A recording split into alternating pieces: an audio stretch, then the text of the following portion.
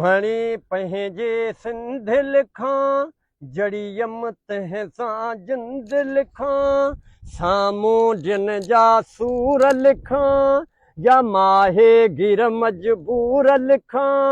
बेड़ा तन जा बार लिखां या बुख कटिन बीमार लिखां या रूअन ज़ारो ज़ार लिखां छा लिखां ऐं छा लिखां छा लिखां ऐं छा लिखां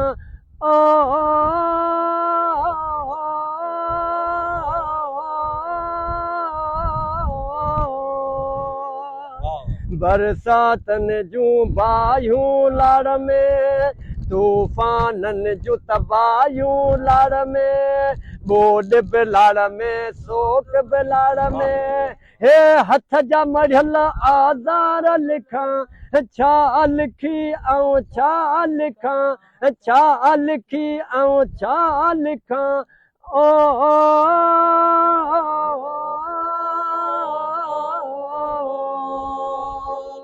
हिते इंसाफ़ न को ऐवान आहे हिते कोर्ट न को कानून आहे हिते रिश्वत जी आहे बाज़ार गरम हिते कोन्हे कंहिं अफ़ीसर खे को शर्म हिते नाहे सिंध जे नियाणीअ जो को भरम हे कहिड़ा वेही वीचार लिखां छा लिखां ऐं छा लिखां छा लिखी ऐं छा लिखां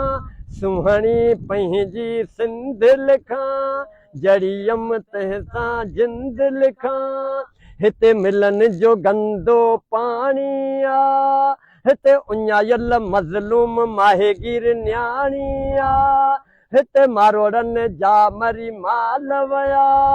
से बुख में थी बदहाल वया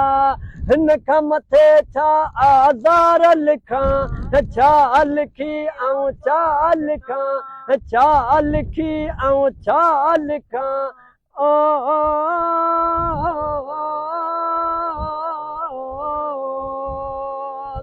हिते ढंढ नरेड़ी ऐं ज़ीरे जी छा ॻाल्हि कयां हिते सॼी सहेली पटीअ जो वेही कहिड़ो अहवाल कयां कंहिं दौर में राछी लाहींदा रछ हुया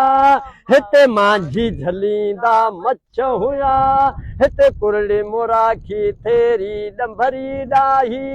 हिते जरको मुंडी ऐं लोहड़ साई हिते पोपरी पल्लो दुखिर दजो डैं ॾिसणी सिंगारी सिरियो पावण गंदण फौज खगो या दुध खगो या बुहणी गो